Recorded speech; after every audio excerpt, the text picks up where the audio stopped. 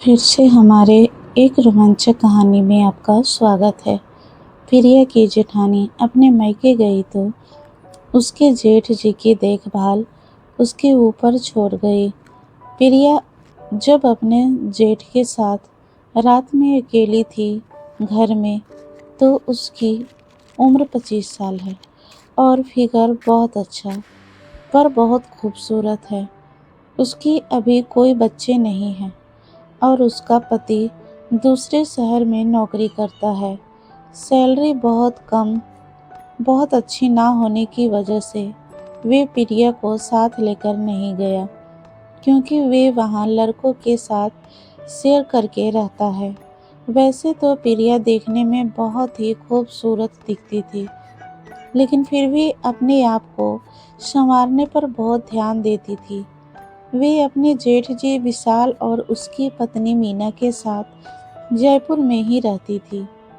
प्रिया के पति को छुट्टियां कम मिलती थी, प्राइवेट नौकरी करता था उसका पति और मुंबई में ही रहता था, इसीलिए वे घर कम आ पाता था। लेकिन फोन पर घंटा घंटा भर बात करते रहता था। दिन का समय तो प्रिया अपनी जेठानी मीना और उसके बेटे आर्यन के साथ बिता लेती थी, पर रात को उसे जल्दी नींद नहीं आती, क्योंकि पति साथ नहीं होता तो उसकी कमी उसे बहुत सताती थी। वे जवान थी, उसका कभी कभी तो मन करता था कि काश उसके पति उसे भी अपने साथ ले जाते, क्योंकि रात को जेठ जी के कमरे से बहुत ही अजीब आवाजें आती थी। एक बार की बात है, जब उसकी कमर में दर्द हो रहा था, तो उसके जेठ जी का बेटा आर्यन, जिसकी उम्र 15 साल की थी, बोला, चाची जी, आपकी मालिश कर दूं, शायद आराम मिल जाए। तो प्रिया बोली, तू कर देगा मेरी मालिश? और वे मान गया और उसने तेल से मालिश करनी शुरू कर दी, जिससे कि प्रिया को बहुत ही आराम मिल रहा था। और ना जाने क्यों प्रिया जो आग दबाए बैठी थी, वे सुलगने लगी थी। प्रिया ने खुद को समझाया कि वह शादीशुदा है और आर्यन की उम्र बहुत कम है। उस दिन तो प्रिया ने खुद को समझा लिया, लेकिन अंदर वे अंदर ही अंदर तड़प रही थी। एक दिन अचानक उसके जेठ की पत्नी को मायके जाना पड़ा, क्योंकि उसकी माँ की तबीयत ठीक नहीं थी। उसके साथ उसका बेटा आर्यन भी जा रहा था। उनकी नानी उसे देखना चाहती थी। मीना ने प्रिया से कहा, मैं तेरे जेठ जी को फोन पर सब कुछ बता दूंगी, तू बस घर का ख्याल रखना और उनको खाना खिला देना रात में। यह कहकर वे निकल गए। रात को उसके जेठ जी जब घर आए, तो प्रिया कुछ काम कर रही थी। उसके जेठ ने उसे नोटिस की नहीं किया और सीधे रूम में नहाने चले गए। कुछ देर के बाद जेठ जी की आवाज आई, मीना, जरा तौलिया देना। तब प्रिया समझ गई कि जेठ जी को शायद पता नहीं चला कि उनकी पत्नी मायके गई हुई है, तो वो खुद फटाफट उनका तौलिया लेकर पहुंच गई। और उसने जैसे ही दरवाज़ा खटखटाया, जेठ जी ने अचानक उसे अपनी बीवी समझकर बाथरूम के अंदर खींच लिया। उसके ऊपर शावर से पानी गिर रहा था। प्रिया अपने जेठ जी से हाथ छुड़ाने की कोशिश करने लगी, लेकिन वे शावर के पानी से पूरी तरह से गीली हो गई। उसे बहुत शर्म आ रही थी। अब वो करे भी क्या? उसके जेठ ने जैसे ही प्रिया की आवाज़ सुनी, तुरंत उसे अपनी तरफ घुमाया और उसका चेहरा देखकर हड़बड़ा गए। प्रिया भागकर बाहर आ गई। बाहर आते ही उसका दिल जोर जोर से धड़कने लगा। उसने तुरंत अपने कपड़े चेंज किए और उसके जेठ जी नहाकर बाहर आए और डाइनिंग टेबल के पास मीना मीना चिल्लाने लगे। प्रिया को बहुत शर्म आ रही थी, लेकिन उनकी आवाज़ सुनकर प्रिया उनके पास गई और वे झुकी नज़रों से बोली, दीदी अपने मायके गई हुई हैं, आप बैठिए, मैं खाना लगा देती हूँ। उसके जेठ जी बोले, अरे हाँ, उसने फ़ोन किया था, लेकिन मैं बिजी था, इसलिए कॉल नहीं उठा पाया। जेठ जी कुर्सी पर बैठ गए और प्रिया ने खाना खिला दिया।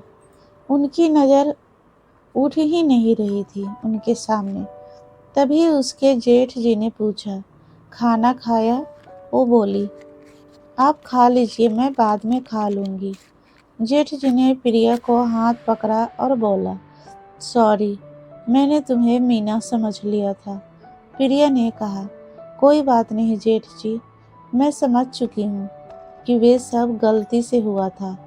और वे बोले, अगर तुमने मुझे माफ़ कर दिया तो साथ में ही बैठकर खाना खाओ ना। प्रिया ने कहा, ठीक है। फिर उन दोनों के साथ में बैठकर खाना खाया और बहुत सारी इधर उधर की बातें भी करी। फिर प्रिया बर्तनों को समेटने लगी। उसके जेठ जी बोले, रहने दो, सुबह कर लेना, यह सब अभी जाकर सो जाओ। प्रिया बोली, सुबह भी तो मुझे ही करना है, तो मैं अभी ही क्यों न कर लूं। यह बोलकर वे काम करने लगी तो उसके जेठ जी उसके साथ बर्तन साफ करने लगे। वे बोली, आप रहने दो, मैं खुद कर लूँगी। तो उन्होंने कहा, कैसे रहने दूँ? तुम इतना काम करती हो, मैं तुम्हारी हेल्प भी ना करूँ। वे उनके साथ में बर्तन धोने लग गए। प्रिया ने एक बार फिर कहा, आप रहने दीजिए ना, मैं धुल लूँगी। आप क्यों धुल रहे हैं? मुझे अच्छा नहीं लग रहा है। वह उसकी बात सुनकर बोले, करवाने दो साथ में काम, इसी बहाने तुमसे थोड़ी बात भी हो जाएगी। फिर सहारा खत्म करके उन लोगों ने कुछ देर बातें करी और फिर प्रिया बोली, चलो अब चलते हैं, रात बहुत हो गई है। प्रिया का मन तो नहीं कर रहा था जाने का। जेठ जी को देखकर उसके दिल में कुछ कुछ हो रहा था।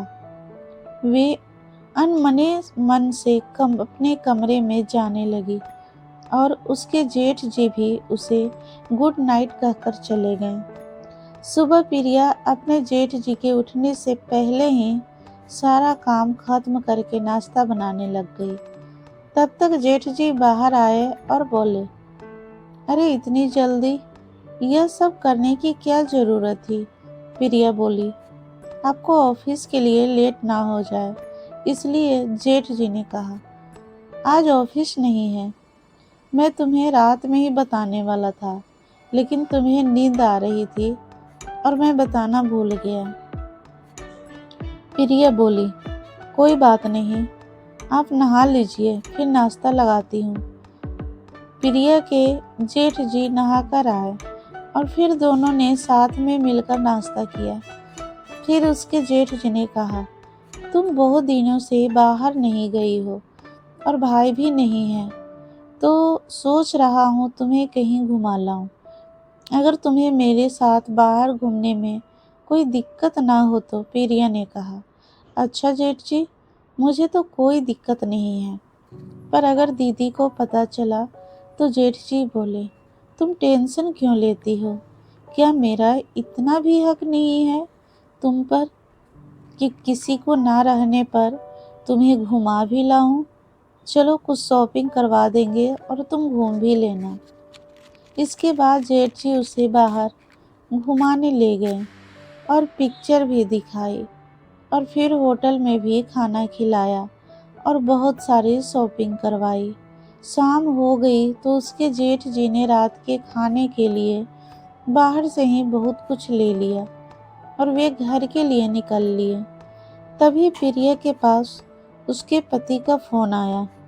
प्रिया ने फ़ोन उठाया और अपने पति से बात करना शुरू किया। तभी उसके जेठ ने टैक्सी में बैठने के लिए आवाज़ लगाई। प्रिया ने अपने पति से कहा ये मैं अभी बिजी हूँ, आपसे थोड़ी देर में बात करती हूँ। और उसकी बात बिना सुने फ़ोन कट कर दिया। प्रिया ने ऐसा पहली बार किया था, इसीलिए उसके पति को बहुत अजीब लगा और उसे फ़ोन पर किसी आदमी की आवाज़ भी सुनाई दी। वे सोचने लगा कि आखिर प्रिया किसके साथ है। फिर उसने सोचा, ज़्यादा ना सोचो, फ़ोन करेगी तब पूछ लूँगा कि कहाँ थी और किसके साथ थी। रात को प्रिया ने अपने जेठ के साथ मिलकर खाना खाया। वे अपने जेठ के साथ काफ़ी घुल मिल गई थी। प्रिया जब खाना खाकर अपने कमरे में जाने लगी तो उसने अपने जेठ जी से बोला, आपने अपने छोटे भाई की कमी आज पूरा कर दी। आप बहुत अच्छे हैं। वे बोले, मैं वे कमी कैसे पूरा कर सकता हूँ, वे मेरे बस में नहीं है। प्रिया शर्मा गई और बोली, आप तो उनके भाई हैं, जितना हक उनका है उतना ही आपका भी है। और मुस्कुराने लगी। प्रिया की शरारत भरी मुस्कान देखकर उसके जेठ को सब समझ आ रहा था। सुबह प्रिया के पति का फोन आया। जब उसने प्रिया से पूछा कि कल तुम कहाँ थी, गाड़ियों की आवाज़ आ रही थी, तो उसने बताया कि वे बाजार गई हुई थी। तो उसके पति ने पूछा, किसके साथ गई थी? वे बोली, क्या मतलब? तो उसके पति ने कहा कि तुम्हें जब मैंने फ़ोन किया था तो किसी आदमी की आवाज़ आ रही थी, जिसके बुलाने पर तुमने फ़ोन कट कर दिया। प्रिया बोली, दरअसल मेरे साथ में जेठ जी थे, मेरी तबीयत ठीक नहीं थी। तो उसका पति बोला, अभी तो तुम कह रही थी कि तुम बाजार गई थी। तो वे सक पका गई और बोली कि मैं आपको परेशान नहीं करना चाहती थी, इसीलिए मैंने ऐसा कह दिया था। दरअसल मेरी तबीयत खराब हो गई थी, तो जेठ जी मुझे दिखाने ले गए थे। तो उसके पति ने कहा कि क्या हो गया था तुमको? तो उसने बताया कि उसे बुखार आ रहा था। तो उसके पति ने उसे कहा कि ठीक है, तुम अपना ध्यान रखो और दवाई टाइम पर ले लेना। कोई दिक्कत हो तो भैया को बता देना, वे फिर से तुम्हें डॉक्टर को दिखा लाएंगे।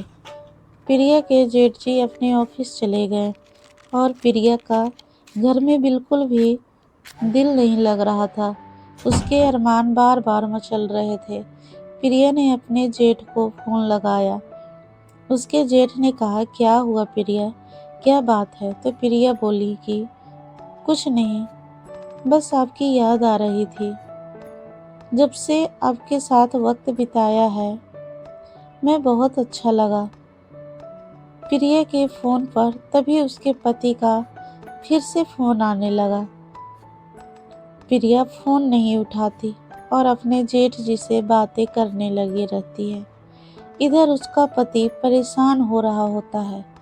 पिछले 1 घंटे से वे फ़ोन लगा रहा था, लेकिन प्रिया तो यहाँ अपनी जेठ जी से बात करने में बिजी थी। उसको पता भी नहीं चला कि पहले मेरा पति का फ़ोन उठाना चाहिए, लेकिन प्रिया का फ़ोन बिजी जा रहा था। प्रिया का जेठ आज जल्दी घर आ जाता है। प्रिया उन्हें देखकर खुश हो जाती है। उसके जेठ कहते हैं, प्रिया देखो, मैं तुम्हारे लिए आइसक्रीम लाया हूँ।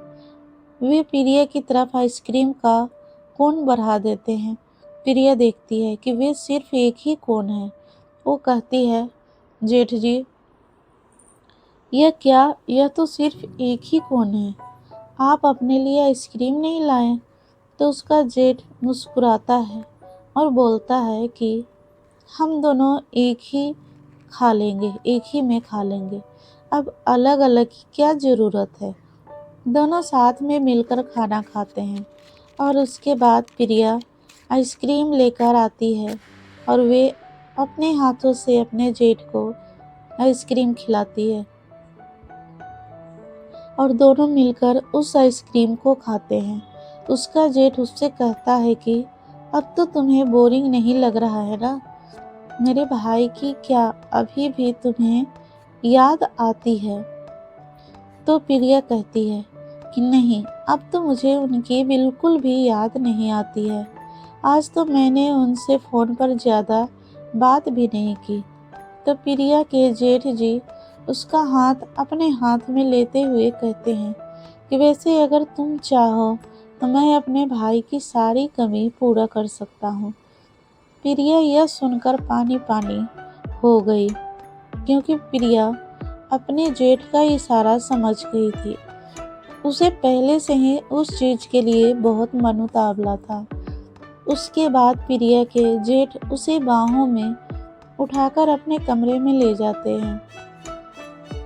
प्रिया बहुत ज़्यादा खुश होती है, क्योंकि बहुत दिन से उसकी इच्छा थी कि उसे यह मज़ा मिल सके। वो भूखा थी अपने पति की। जेठ बोले कि प्रिया, आज तुम्हारे पति की सारी कमी पूरी हो जाएगी। उसके बाद उन्होंने प्रिया को अपने बेड पर लेटा दिया और दोनों लोगों ने मिलकर जवानी का खेल खेलना शुरू कर दिया। कमरे के बाहर तक प्रिया की आवाज़ें जोर जोर से आ रही थी। तभी किसी ने दरवाज़ा खोला और लाइट जला दी। प्रिया और उसके जेठ तो पूरी मस्ती में थे, इसीलिए उन्हें होश ही नहीं था कि कब दरवाज़ा खुला, कब लाइट जली।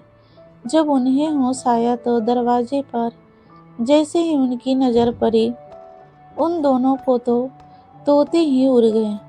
सामने जो खड़ा था वे कोई और नहीं बल्कि प्रिया का पति था।